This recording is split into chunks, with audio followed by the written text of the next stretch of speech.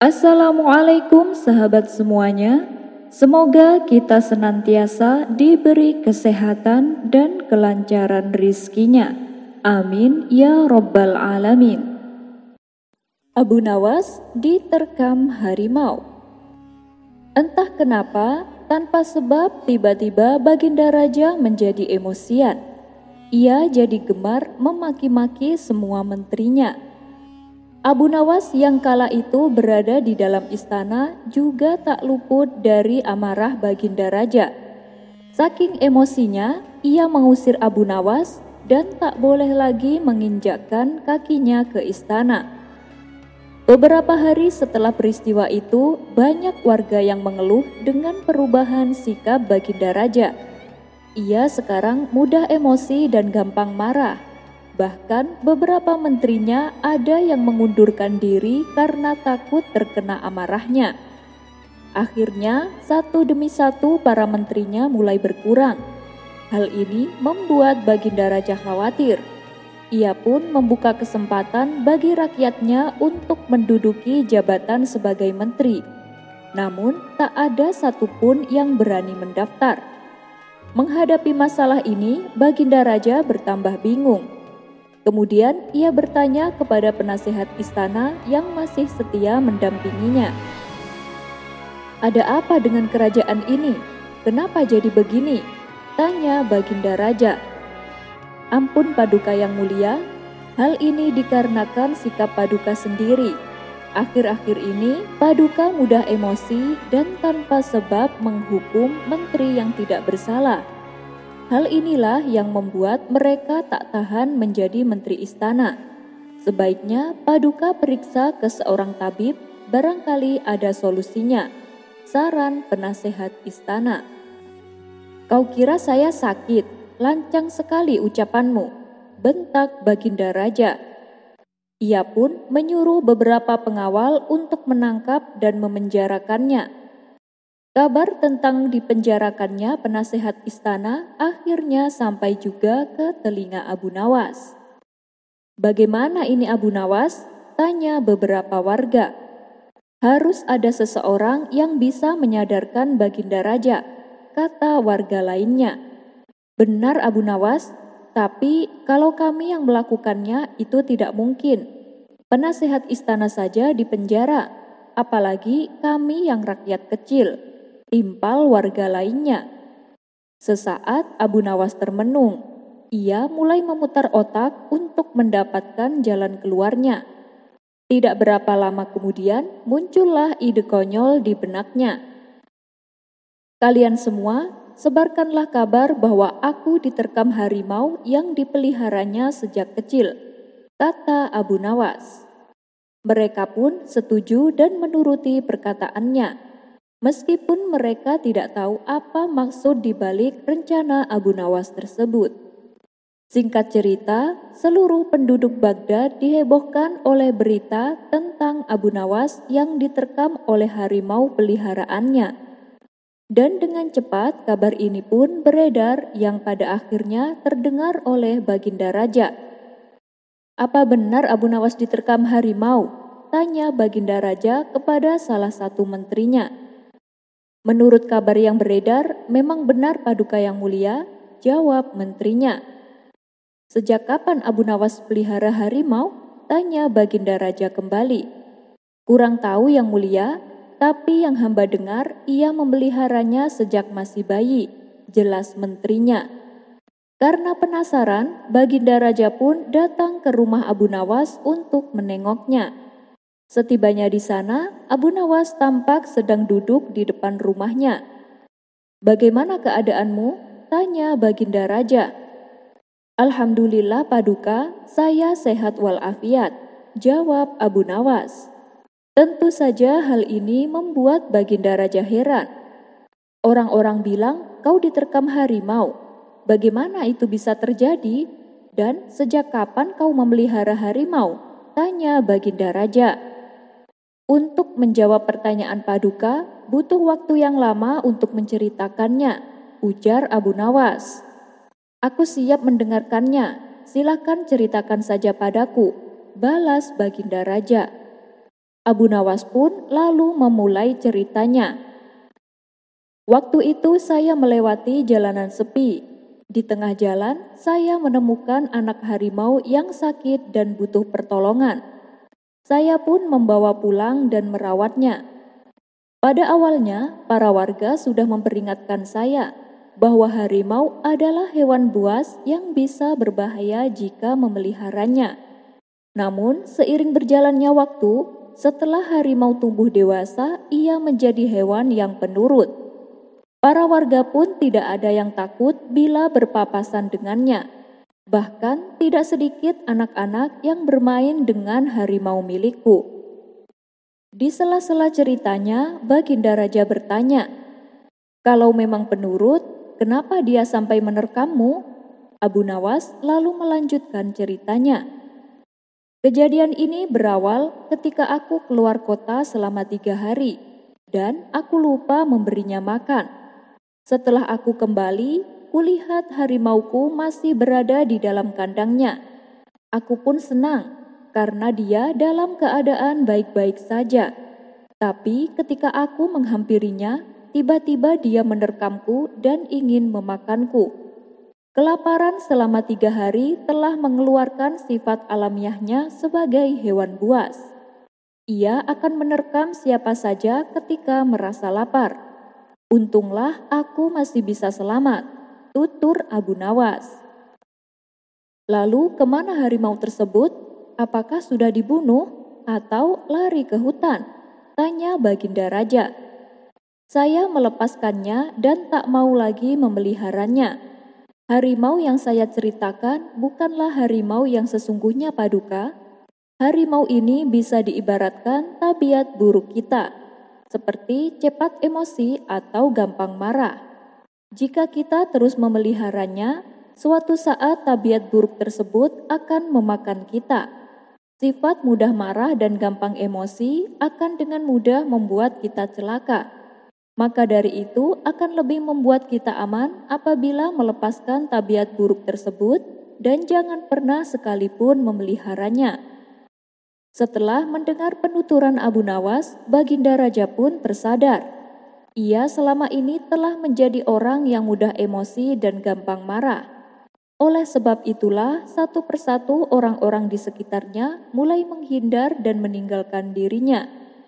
Dan sejak saat itu, Baginda Raja bertekad akan membuang semua tabiat buruk yang selama ini dipeliharanya. Kisah selanjutnya. Dahulu ada seorang waliullah yang terkenal dengan karomahnya. Waliullah ini bernama Abu Yazid Al-Bustami. Sejak kecil ia memang sudah menunjukkan kelebihannya, bahkan ketika ia masih bayi. Apabila ada makanan haram yang masuk ke dalam mulutnya, Abu Yazid yang masih bayi menangis dan meronta-ronta, hingga makanan tersebut keluar dari mulutnya. Barulah ia berhenti dari tangisnya. Suatu ketika, di dalam perjalanannya Abu Yazid merasakan haus yang amat sangat. Kemudian ia menemukan sebuah sumur yang sudah lama tidak terpakai. Dilihatnya sekeliling sumur tersebut. Tak ada sesuatu pun yang bisa ia gunakan untuk mengambil air. Sedangkan air yang ada di sumur begitu dalam. Tak berselang lama, datanglah sekelompok anak-anak perempuan yang sedang bergerombol. Mereka sepertinya juga sedang haus usai bermain. Sementara Abu Yazid hanya mengamatinya dari kejauhan. Percuma saja airnya sangat dalam. Mereka tak mungkin bisa mengambilnya, gumam Abu Yazid dalam hati. Tapi ternyata keajaiban terjadi. Ketika anak-anak berdiam sebentar di depan sumur, tiba-tiba air yang ada di dasar sumur naik ke atas hingga meluber di permukaan. Mereka pun dengan mudah meminum air sumur tanpa perlu bersusah payah mengambilnya. Melihat peristiwa yang menakjubkan itu, Abu Yazid menjadi heran dan penasaran. Bagaimana bisa anak-anak yang begitu polos bisa menaikkan air sumur dalam sekejap mata? Ia pun lalu mendekati anak-anak tersebut dan bertanya kepada mereka, "Doa apa yang kalian baca sehingga airnya bisa naik ke atas permukaan? Anak-anak tersebut kompak menjawab dengan polosnya, kami tadi hanya bertawasul. Wahai sumur, naikkanlah airmu dengan keberkahan Syekh Abu Yazid Al-Bustami. Mendengar itu, sontak membuat Abu Yazid terkejut. Lah, aku ini Abu Yazid, orang yang kalian tawasuli. Tapi ketika tadi aku di sini, airnya sama sekali tidak mau naik ke atas, kata Abu Yazid. Jawaban mereka semua membuat Abu Yazid bertambah kaget. Dikabulkannya doa berupa naiknya air sumur kepada kami, tak lain merupakan buah dari teguhnya keyakinan kami, bahwa Anda merupakan wali yang mempunyai banyak kebaikan. Sedangkan Anda tak boleh meyakini bahwa diri Anda sendiri merupakan orang soleh. Kisah ini terdapat dalam kitab Tazkiratul Awliya karya Syekh Farid Al-Din Attar. Wallahu a'lam bishawab. Kisah selanjutnya. Diceritakan, wabah penyakit taun akan melanda kota Damaskus. Sewaktu menempuh perjalanan menuju kota Damaskus, segerombolan wabah tersebut bertemu dengan salah satu waliullah. Lalu terjadilah sebuah dialog di antara mereka. Mau kemana kalian? Tanya waliullah kepada wabah taun. Kami diperintah oleh Allah untuk memasuki kota Damaskus, jawab wabah taun itu. Lalu sang waliullah kembali bertanya, berapa lama dan berapa banyak manusia yang menjadi korban kalian? Wabah taun menjawab, 2 tahun dengan 1000 korban yang meninggal dunia. Singkat cerita, setelah 2 tahun berlalu, jumlah korban yang meninggal ternyata mencapai 50 ribuan orang. Dan ketika sang waliullah kembali bertemu dengan wabah tersebut, ia lalu bertanya, kenapa dalam 2 tahun kalian memakan begitu banyak korban, sampai 50 ribu orang yang meninggal? Bukankah kalian mengatakan hanya akan memakan korban 1000 orang?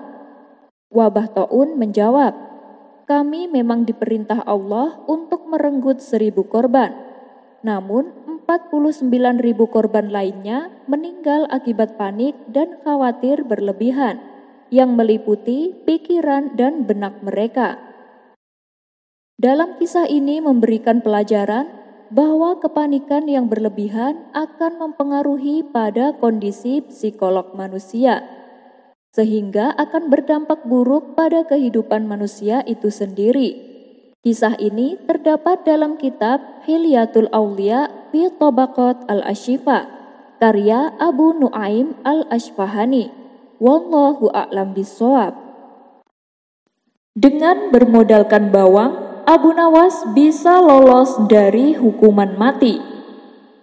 Dikisahkan, Abu Nawas telah melakukan kesalahan yang sudah kelewat batas, dan satu-satunya hukuman yang pantas ia dapatkan adalah hukuman mati dengan cara dipancung. Maka dibawalah Abu Nawas ke tengah alun-alun dengan diapit oleh beberapa prajurit istana. Sementara Algojo yang akan mengeksekusi tampak sudah siap dengan pedang di tangannya. Baginda Raja lalu berkata, wahai Abu Nawas, sebelum kau menemui ajalmu, aku berikan kau 2 keinginan. Abu Nawas membalas, ampun Paduka yang mulia, untuk kali ini biarlah hamba langsung dihukum mati saja. Sebab kalau saya menyebutkan 2 keinginan, saya tidak yakin Paduka bisa mengabulkannya. Mendengar perkataan tersebut, Baginda Raja merasa tersinggung. Kau jangan meremehkan aku. Aku bisa dengan mudah mengabulkan keinginanmu, kata Baginda Raja. Maaf Paduka yang mulia, sekali lagi saya mohon maaf. Meskipun Paduka adalah raja yang sangat berkuasa dan punya kekayaan, tapi saya tidak yakin Paduka bisa mengabulkan keinginan saya, sahut Abu Nawas. Merasa dirinya diremehkan, Baginda Raja tersulut emosi. Aku tahu maksudmu Abu Nawas, kau ingin langsung dihukum mati agar rakyat menganggapku sebagai raja yang zalim. Tapi ketahuilah, aku tidak akan membiarkan hal itu terjadi. Jadi, aku akan tetap memberimu 2 keinginan sebelum kau menemui ajalmu. Tukas Baginda Raja. Baiklah kalau Paduka memaksa, saya akan mengatakan 2 keinginan saya. Tapi sebelumnya izinkan saya bertanya. Bila Paduka tidak sanggup mengabulkan, apakah Paduka akan membebaskan saya? Tanya Abu Nawas.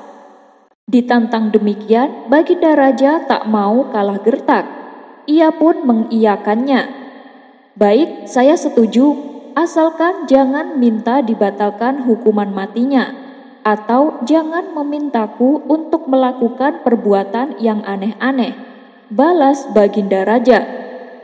Hal itu tidak mungkin aku lakukan, Paduka, sahut Abu Nawas. Bagus, sekarang apa permintaanmu yang pertama? Tanya Baginda Raja. Permintaanku yang pertama, aku ingin makan bawang putih 1 piring, jawab Abu Nawas. Baginda Raja pun tertawa dengan permintaan aneh tersebut. Hei Abu Nawas, jangankan bawang putih, 1 nampan kambing guling pun aku bisa dengan mudah mengabulkannya, kata Baginda Raja sambil tertawa. Maka dibawalah 1 piring bawang putih ke hadapan Abu Nawas. Abu Nawas pun memakan semuanya sampai tak tersisa. Sekarang apa permintaanmu yang terakhir? Tanya Baginda Raja.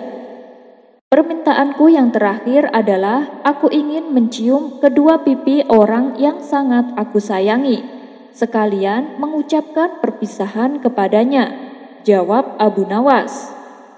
Oh, itu mudah saja. Aku akan dengan senang hati mengabulkan keinginanmu, balas Baginda Raja.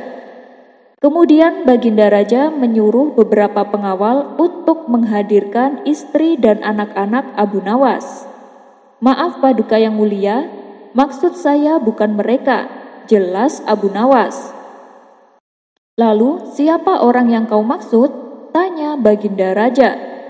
Orang yang saya maksud adalah Paduka Raja sendiri, jawab Abu Nawas. Aku? Kenapa harus aku? Tanya Baginda Raja heran. Karena Paduka adalah orang yang berjasa mempertemukan saya dengan Tuhan. Tak ada salahnya kalau saya mencium kedua pipi Paduka sembari mengucapkan salam perpisahan, jawab Abu Nawas. Tentu saja keinginan Abu Nawas ini ditolak oleh Baginda Raja.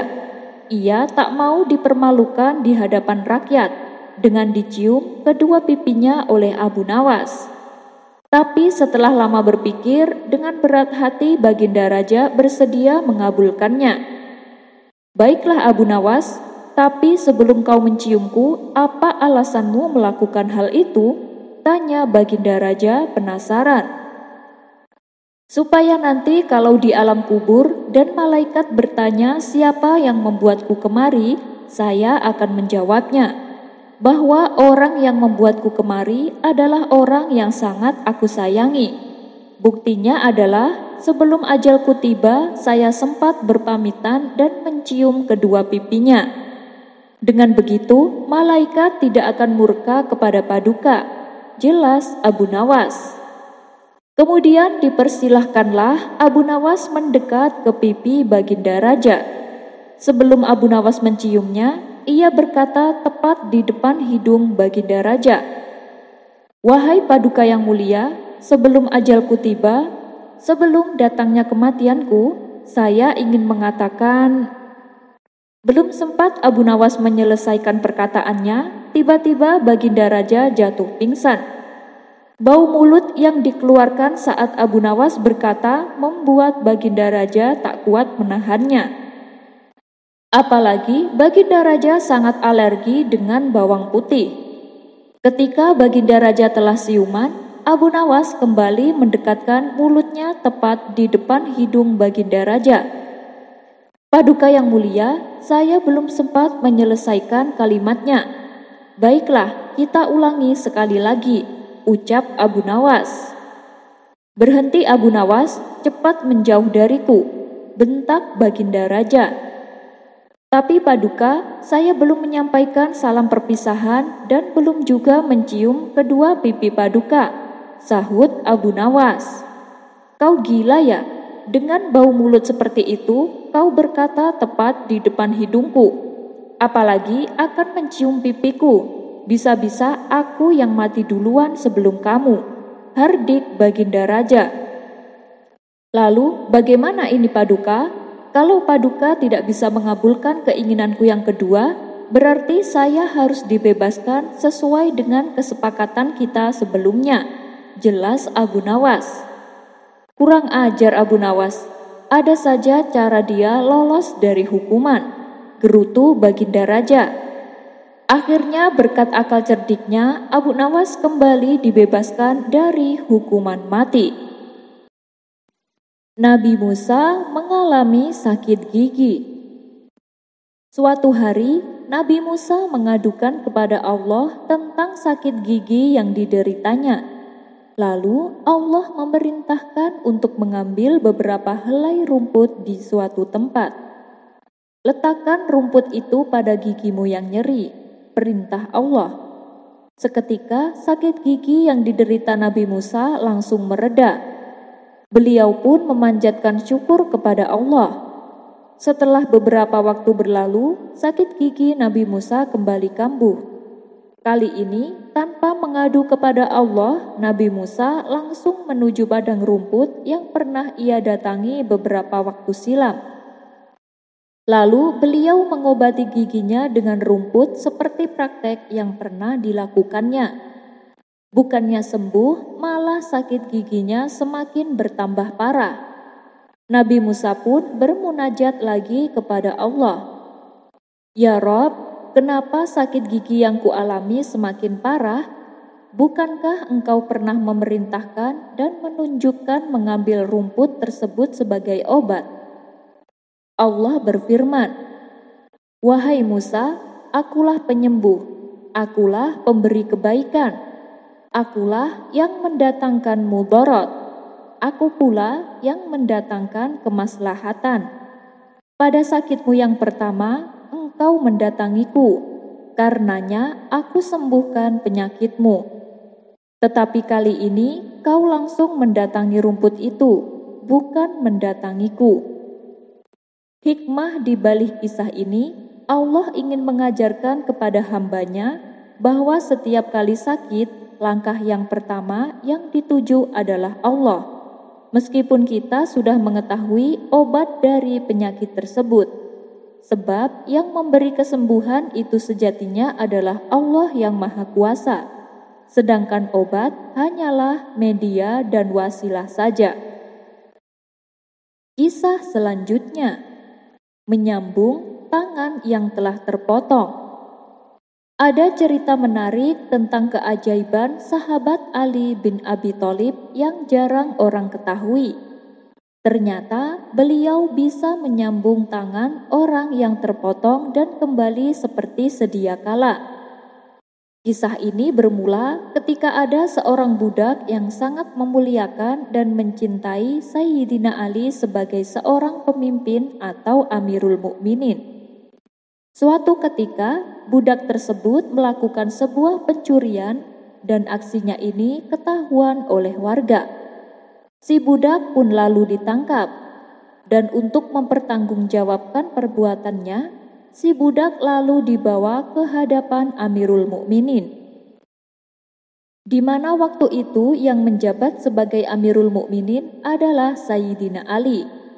Dan karena barang yang dicuri jumlahnya sudah memenuhi untuk dihukum, budak pun harus menjalani hukuman tersebut. Setelah dipotong tangannya, si budak lalu diizinkan untuk pergi. Beberapa hari kemudian, si budak bertemu dengan Salman Al-Farisi dan Ibnu Al-Qira. Siapa yang memotong tanganmu? Tanya Ibnu Al-Qira. Yang memotong tanganku adalah Amirul Mukminin, lebah jantannya orang-orang Muslim, menantu Rasulullah, istri dari Fatimah, orang yang zuhud, jawab budak tersebut. Ibnu Al-Qira merasa heran dengan sikap si budak yang terlihat bangga. Ali telah memotong tanganmu, tapi kenapa kau malah menyanjungnya? Tanya Ibnu Al-Qira. Bagaimana aku tidak menyanjungnya? Karena dia telah memotong tanganku dengan cara yang hak dan telah menyelamatkan diriku dari api neraka. Jawab si budak.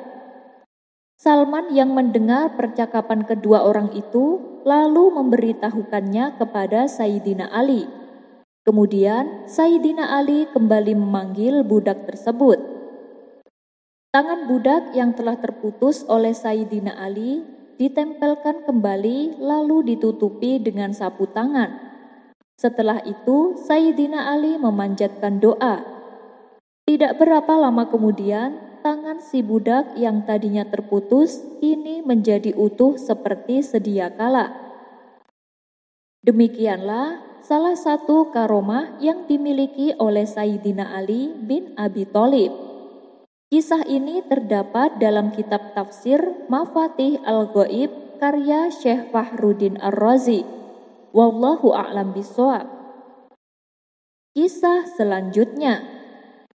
Di dalam kita menunaikan sholat berjamaah, apabila kita sebagai makmum, hendaknya gerakan dalam sholat jangan sampai mendahului.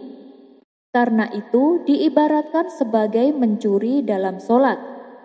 Suatu ketika ada seorang ahli hadis pernah pergi ke Damaskus dengan tujuan menimba ilmu dari seorang syekh yang masyhur di sana. Dia pun belajar beberapa hadis darinya. Namun, sang guru membuat hijab atau penghalang antara dirinya dengan muridnya. Sehingga si murid tidak pernah melihat wajah gurunya. Tatkala sudah sekian tahun mengajar, sang guru melihat semangat muridnya mempelajari hadis. Maka sang guru akhirnya membuka hijab atau penghalang yang selama ini menjadi batas antara keduanya. Seketika si murid terkejut bukan main melihat wajah sang guru. Maaf Syekh, kenapa wajah Anda seperti keledai? Kesalahan apa yang pernah Syekh lakukan? Tanya sang murid penasaran. Wahai anakku, janganlah sekali-kali engkau mendahului imam. Dulu, sewaktu saya mendapati hadis tentang larangan makmum mendahului imam, saya menganggap itu suatu yang mustahil. Di dalam hadis tersebut mengatakan, tidakkah salah seorang dari kalian takut? Atau apakah salah seorang dari kalian tidak takut jika dia mengangkat kepala sebelum imam? Allah akan menjadikan kepalanya seperti kepala keledai, atau Allah akan menjadikan rupanya seperti bentuk keledai. Hadis riwayat Bukhari nomor 691 dan Muslim nomor 427. Waktu itu saya sama sekali tidak mempercayainya. Saya pun sholat dengan gerakan mendahului imam. Maka wajah saya seperti yang engkau lihat sekarang. Kisah ini terdapat dalam kitab yang dipopulerkan oleh Syekh Masyhur Hasan Salman. Wallahu a'lam bishawab. Kisah selanjutnya. Disandra oleh jin. Dikisahkan, dahulu ada seorang sahabat dari kalangan Ansor pergi untuk menunaikan sholat Isya. Tapi tiba-tiba di tengah perjalanan, beliau disandra oleh bangsa jin dan dibawa ke alamnya.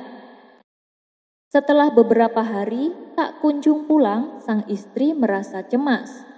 Ia pun lalu mengadukan kepada Sayyidina Umar, yang kala itu menjabat sebagai Amirul Mukminin. Sayyidina Umar lalu keluar untuk bertanya kepada orang-orang, dan mereka menjawab, "Wahai Amirul Mukminin, kami tidak tahu keberadaannya. Dia keluar untuk sholat Isya kemudian menghilang." Sang istri kemudian bertanya, "Wahai Amirul Mukminin, suamiku telah meninggalkanku.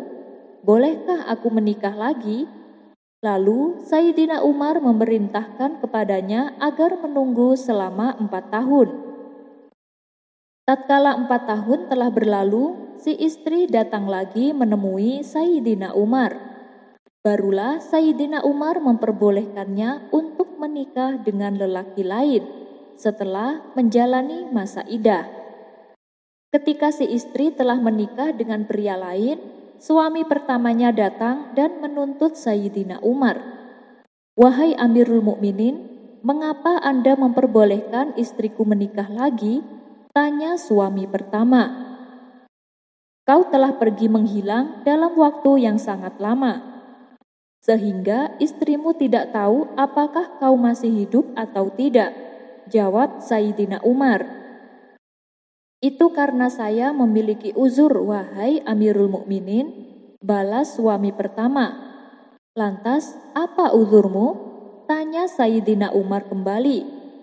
"Ketika saya keluar rumah untuk menunaikan sholat Isya, tiba-tiba para jin kafir menyandera saya, sehingga saya pun tinggal bersama mereka dan menjadi tawanan mereka selama beberapa tahun. Kemudian mereka diserang oleh para jin muslim dan menahan beberapa tawanan termasuk saya. Lalu salah satu jin muslim mengatakan kepadaku, 'Kami melihatmu adalah seorang muslim, sehingga tidak boleh bagi kami untuk menawanmu.' Lalu mereka memberi saya pilihan antara tetap tinggal di sana atau pulang ke keluarga saya. Saya pun memilih pulang ke keluarga saya di Madinah. Dan tadi pagi saya telah sampai di kota ini," kata suami pertama menceritakan. Setelah mendengar cerita sahabat Ansor itu, Sayyidina Umar memberi pilihan kepadanya antara kembali kepada istrinya lagi atau mengambil maharnya. Laki-laki itu mengatakan, "Saya tidak butuh lagi kepada istri saya, karena dia sekarang sudah hamil dari suaminya." Kisah ini diriwayatkan oleh Al-Baihaqi dalam Sunan Kubra, Abdur Razak dalam Al-Musannaf, dan Abdullah bin Ahmad dalam Masailnya. Wallahu a'lam bishawab. Menghitung kematian tahanan. Kisah ini dimulai dengan diadakannya hajatan besar-besaran di negeri 1001 malam. Tersebutlah nama Raja Harun ar-Rasyid yang punya niat untuk merayakan pesta hari jadi kerajaan. Raja berniat untuk merayakan pesta bersama dengan rakyatnya, dan hari yang dinanti telah tiba. Rakyat telah berkumpul di depan pendapa kerajaan. Beberapa saat rakyat menunggu, akhirnya sang raja mengeluarkan beberapa patah kata sambil berdiri. "Wahai rakyatku, dengarkanlah. Aku akan memberikan hadiah kepada fakir miskin. Di hari perayaan ini, aku juga memberi pengampunan bagi para tahanan berupa keringanan hukuman. Mereka yang telah menjalani hukuman penjara mendapatkan remisi selama setengah dari masa hukuman yang belum ia jalani," seru raja di hadapan rakyat. Rakyat sangat gembira mendengar pengumuman yang langsung disampaikan oleh baginda tersebut. Sukaria, gelak tawa, dan senda gurau sambil menyantap makanan dan minuman yang telah disiapkan untuk acara pesta tersebut. Beberapa saat kemudian, acara dilanjutkan dengan pemberian hadiah yang dilaksanakan oleh para pegawai kerajaan. Hadiah diberikan kepada fakir miskin. Setelah semua fakir miskin mendapatkan bagiannya, kemudian baginda memanggil para tahanan satu persatu. Giliran pertama jatuh kepada seorang tahanan yang bernama Sofyan. Maka raja mengajukan pertanyaan, "Siapa namamu?" tanya raja. "Nama hamba Sofyan Paduka," jawab tahanan tersebut. "Sofyan, berapa lama hukuman yang telah divonis untukmu?" tanya baginda. "Hamba divonis selama 2 tahun penjara, Paduka." jawab Sofyan. Berapa lama kamu sudah melewati hukuman itu? Tanya raja lagi. Hari ini terhitung 1 tahun, Baginda, jawab Sofyan. Ketahuilah, sisa hukuman yang harus kamu jalani mendapatkan remisi sebanyak setengah dari masa yang belum kamu lewati di penjara. Jadi, kamu hanya menjalani hukuman selama 6 bulan saja di penjara, ucap raja secara tegas. Selanjutnya, tahanan kedua dipanggil menghadap ke depan. Dengan panggilan apa aku menyebutmu? Tanya Baginda Raja. Saya dilahirkan dengan nama Ali, Paduka, jawab tahanan kedua. Berapa tahun hukuman yang telah dijatuhkan kepadamu, Ali? Tanya raja. Dengan wajah sendu, haru dan sedih, Ali pun menjawab, Hamba divonis hukuman seumur hidup hamba, Paduka, jawab Ali penuh ratapan. Sontak saja raja gelagapan dan bingung untuk memberi keputusan. Dalam kebingungan, raja segera teringat kepada Abu Nawas yang sangat cerdik. Maka Abu Nawas pun dipanggil untuk maju ke depan. Tidak begitu lama, Abu Nawas yang ikut hadir di acara itu segera maju ke depan untuk menghampiri Baginda. Wahai Abu Nawas, aku sebagai raja kalian harus bertindak adil terhadap keputusanku. Aku harus memberi keringanan hukuman kepada Ali. Namun bagaimana aku tahu sisa umur Ali? Sekarang beri aku nasihat terbaikmu. Bagaimana cara mengampuni Ali terkait sisa masa tahanannya? Tutur raja. Menghadapi permasalahan ini, Abu Nawas pun ikut bingung. Abu Nawas benar-benar kehilangan akal kali ini. Ia tidak tahu berapa sisa umur Ali. Hamba minta tenggat waktu untuk menyelesaikan masalah ini, tuanku, ucap Abu Nawas pada akhirnya. Raja langsung menyanggupi permintaan Abu Nawas. Raja memberi kesempatan bagi Abu Nawas untuk memikirkan masalah ini. Namun, waktu yang diberikan kepada Abu Nawas tidaklah lama. Cuma sehari semalam saja. Esok pagi, Abu Nawas harus mampu memecahkan masalah ini. Gong pun berbunyi sebagai pertanda bahwa pesta hari ini telah usai. Diumumkan kepada rakyat bahwa besok akan ada lagi pesta hari kedua. Maka rakyat pun bubar untuk pulang ke rumah masing-masing. Tiba di rumahnya, Abu Nawas berpikir sangat keras. Hingga larut malam, ia tidak bisa memejamkan mata. Hingga suatu saat, Abu Nawas pun tersenyum, kemudian memejamkan matanya. Pagi telah tiba. Abu Nawas segera berangkat menuju pendapa istana setelah menyelesaikan sholat subuh. Rakyat telah berkumpul lagi di pendapa istana. Abu Nawas pun maju ke depan untuk menghampiri raja dan tahanannya. Abu Nawas, apakah kau sudah menemukan caranya? Tanya raja kepadanya. Mudah saja, tuanku. Bebaskan Ali dari hukuman pada hari ini. Esok hari penjarakan, iya. Lusa dan seterusnya demikian juga. Penjarakan lagi dan bebaskan lagi selama sehari. Hal ini berlaku sepanjang hayat Ali, tutur Abu Nawas. Luar biasa, benar sekali engkau, Abu Nawas. Karena jasamu kali ini, aku akan memberimu hadiah. Pengawal, bawa kemari sekantong keping emas, berikan kepada Abu Nawas. Perintah Baginda diiringi kegembiraan. Setelah pesta bubar, Abu Nawas dan rakyat pulang ke rumah mereka. Abu Nawas pulang membawa sebagian hadiah yang ia terima, karena sebagian telah ia bagikan kepada yang berhak.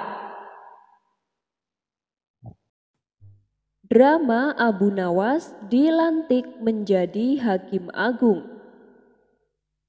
Suatu saat, jabatan Hakim Agung sedang kosong sejak kematian pejabatnya, yaitu Syekh Maulana. Raja Harun ar-Rasyid sudah meminta nama-nama nominator hakim senior yang layak untuk diangkat menjadi Hakim Agung. Tapi anehnya, keputusan malah jatuh kepada anak Syekh Maulana, yakni Abu Nawas, yang bukan hakim tapi memang dikenal menguasai segala ilmu kebijakan. Maka jadilah Abu Nawas calon tunggal Hakim Agung. Tentu saja keputusan itu membuat dengki para hakim senior.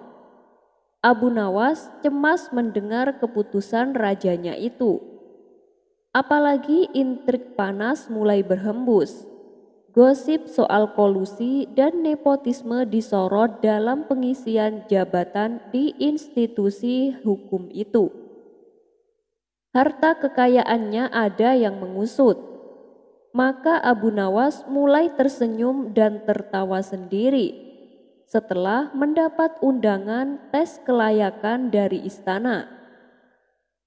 Abu Nawas keluar rumah, dia mengambil pelepah daun kurma yang jatuh di halaman. Kemudian dia tunggangi pelepah itu selayaknya naik keledai sambil berkeliling kampung. Anak-anak pun bersorak-sorai menyanyikan lagu Kuda Lumping mengiringi di belakangnya. Dan hari itu juga tersiar kabar Abu Nawas otaknya tak waras. Gosip pun makin keras berhembus.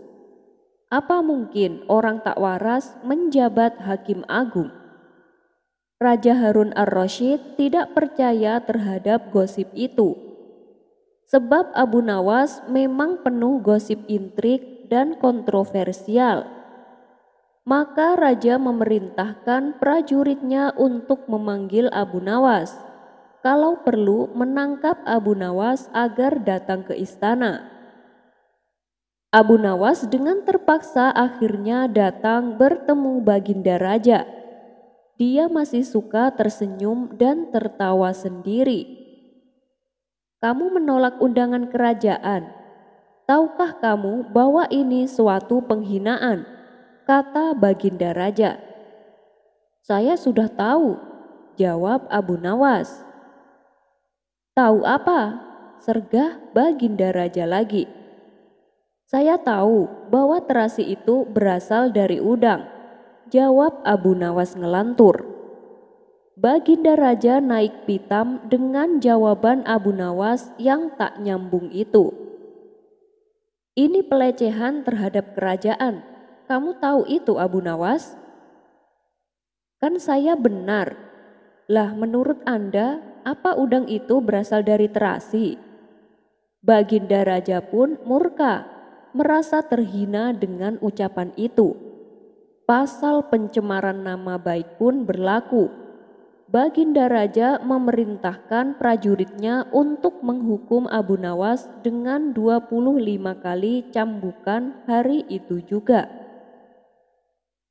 Setelah menerima cambukan di punggung yang menyakitkan itu, Abu Nawas pun pulang. Di pintu gerbang istana, dia dihadang penjaga yang suka meminta tips. Kali ini Abu Nawas dengan senang hati memberikan semua hadiah dari Baginda Raja yang diterimanya hari ini. Maka diambilnya tongkat kayu lalu dipukulkan ke punggung penjaga itu sebanyak 25 kali. Penjaga itu pun kelenger ditinggalkan Abu Nawas. Ternyata penjaga itu melaporkan pemukulan Abu Nawas kepada Baginda Raja. Maka Abu Nawas pun diadili. Tetap dengan gaya tertawa sendiri, Abu Nawas berkata, penjaga itu selalu meminta jatah hadiah yang diberikan Baginda Raja. Hari itu dia minta juga. Padahal kan saya mendapat hadiah 25 kali cambukan. Ya maka aku beri dia 25 kali cambukan. Apakah aku salah? Baginda Raja terbahak-bahak mendengar pembelaan Abu Nawas itu. Dan Baginda Raja pun makin tahu bahwa pejabatnya suka memalak dan meminta suap. Abu Nawas lalu dibebaskan dari tuduhan. Sebaliknya, penjaga itu dipecat. Tapi Baginda Raja tetap meminta Abu Nawas segera dilantik menjadi Hakim Agung menggantikan bapaknya.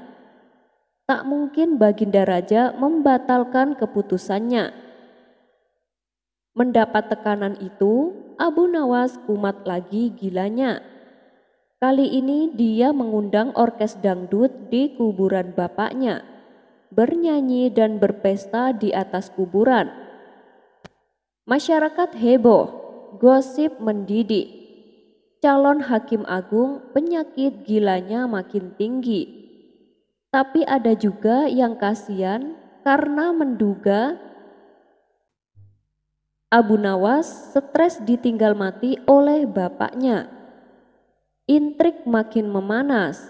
Pejabat istana berkumpul untuk mendesak Baginda Raja agar membatalkan pengangkatan Abu Nawas menjadi Hakim Agung. Baginda Raja pun terpaksa menuruti dengan memilih satu di antara hakim senior lalu mengangkatnya. Mendengar berita ada pengangkatan Hakim Agung baru, Abu Nawas mendadak sembuh total. Otaknya waras lagi.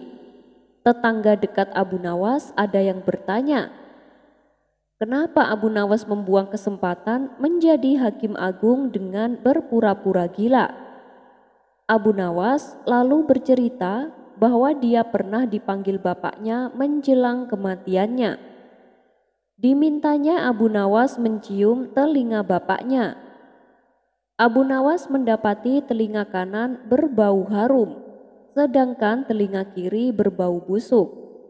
Ya itulah susahnya menjadi penegak hukum. Aku berusaha berlaku adil sehingga telinga kananku berbau harum.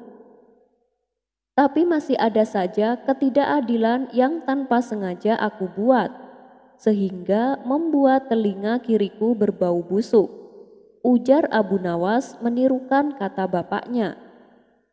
Ya karena itulah aku tak mau menjadi hakim, karena aku khawatir dua telingaku berbau busuk semua, ujar Abu Nawas.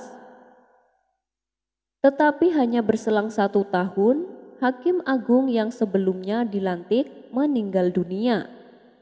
Dalam mencari pengganti Hakim Agung, Baginda Raja pun masih sangat percaya dengan kemampuan Abu Nawas untuk dilantik menjadi hakim.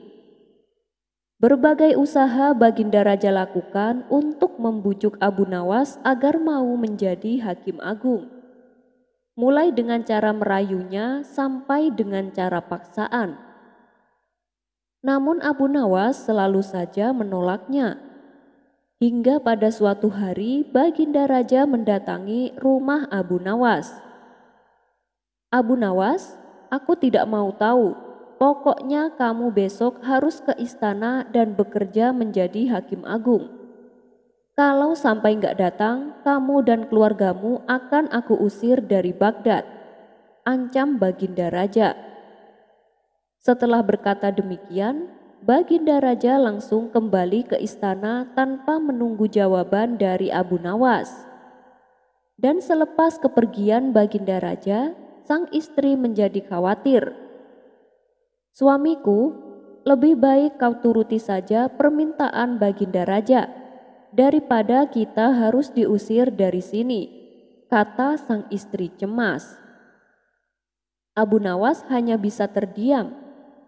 Sungguh keterlaluan Baginda Raja, ia berlaku sewenang-wenang, kata Abu Nawas dalam hati. Abu Nawas pun merasa bingung. Kalau ia menolak menjadi hakim, ia kasihan melihat istri dan anaknya terusir dari kota Baghdad. Sedangkan kalau ia menerimanya, ini bertentangan dengan hati nurani. Dan ia tak ingin kejadian yang menimpa sang ayah juga akan menimpa kepada dirinya. Tidak berapa lama kemudian muncullah ide cemerlang di benak Abu Nawas. Istriku, kamu jangan khawatir. besok aku akan ke istana untuk menjadi hakim, tutur Abu Nawas. Sang istri yang tadinya gelisah kini tersenyum bahagia. Pada esok paginya, pergilah Abu Nawas ke istana untuk menjalankan tugas. Melihat kedatangan Abu Nawas, Baginda Raja merasa senang karena mengira ancamannya telah berhasil. Tetapi dalam hati ia masih ragu. Jangan-jangan kedatangan Abu Nawas untuk mengajukan keberatannya. Dan untuk meyakinkan hal itu, Baginda Raja lalu bertanya, "Abu Nawas, kau datang ke sini untuk menolak menjadi hakim atau menerima menjadi hakim?" Dengan tersenyum, Abu Nawas menjawab, "Hamba siap menjadi hakim Paduka yang mulia." Mendengar hal itu, Baginda Raja pun merasa lega. "Baiklah Abu Nawas, sekarang duduklah di sampingku," perintah Baginda Raja. Ketika keduanya sedang asyik berdiskusi, datanglah seseorang mengadukan persoalan menyangkut tetangganya. Setelah mendengar dengan seksama keluhan orang tersebut, Abu Nawas memberi keputusan. "Sepertinya pendapatmu tentang tetanggamu itu benar adanya." Selepas kepergian orang itu, gantian tetangganya datang untuk melapor. Ia juga mengadukan persoalan menyangkut pelapor sebelumnya. Abu Nawas pun mendengarkan dengan seksama keluhan dan laporan tetangganya itu. Setelah selesai mendengarkan, Abu Nawas kemudian berkata, "Apa yang kau laporkan dan yang kau ceritakan itu sepertinya pendapatmu tentang orang itu benar adanya." Sementara Baginda Raja yang sedari tadi mendampingi merasa heran dengan keputusan Abu Nawas. "Kamu ini gimana sih Abu Nawas? Kenapa kau benarkan pendapat kedua orang tersebut? Harusnya kan kamu luruskan persoalan ini agar keduanya bisa akur kembali," tutur Baginda Raja. "Oh begitu ya caranya Paduka," ujar Abu Nawas. "Ah payah kamu, kalau caramu memutuskan masalah seperti ini, percuma saja kamu jadi hakim. Lebih baik aku cari orang lain saja," sesal Baginda Raja. Abu Nawas pun kemudian disuruh pulang dan batal dijadikan sebagai hakim agung. Dalam hati Abu Nawas merasa bersyukur, keluarganya tidak jadi diusir dan dirinya juga tidak diangkat menjadi hakim. Sekian dulu perjumpaan kita kali ini. Sampai bertemu lagi di kisah selanjutnya. Terima kasih yang sudah subscribe dan setia menonton channel ini. Wassalamualaikum warahmatullahi wabarakatuh.